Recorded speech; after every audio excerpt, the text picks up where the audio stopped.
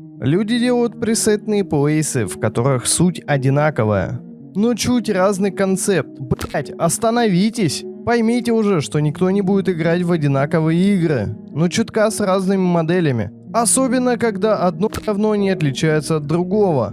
Ну, собственно, всем доброго времени суток. Это видео о пресетных режимах Роблокса. И предлагаю не медлить и начинать видео. Всем приятного просмотра.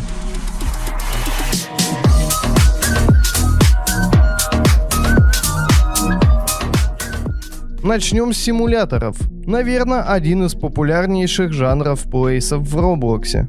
Начнем с симуляторов файтинга, сумо и многого другого. Я думаю, вы и так их видели в рекомендациях симуляторов. Но в пример возьму два плейса, которые по факту одинаковые, но с разным концептом. А именно туалет файтинг симулятор и симулятор борьбы сумо. Начнем с интерфейса. Допустим, мы подходим к боссу и начинаем файт. И что же это?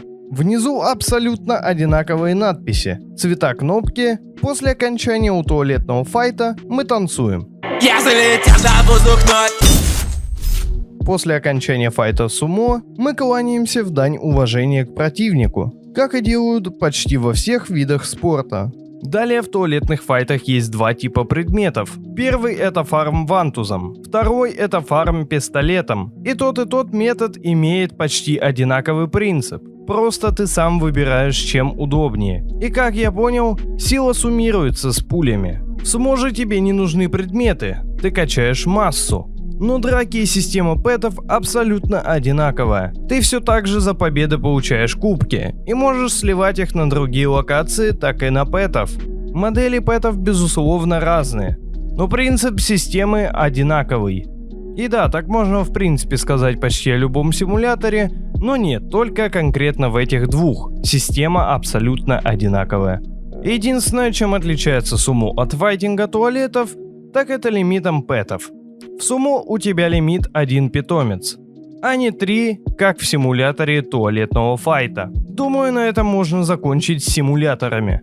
Приступим к обби. Ну так же быстро на них и закончим. Ведь всем и так ясно, что классические обби представляют из себя. Это обычные тулбокс модели. Тулбокс — это архив с готовыми моделями, где уже готовы все нужные скрипты для его работы. Единственное, что тебе может оставаться, это раскидать его по нужным папкам. Обби выглядят почти одинаково, за исключением тех обби, над которыми видно, что старались. У меня были когда-то видео по таким обби.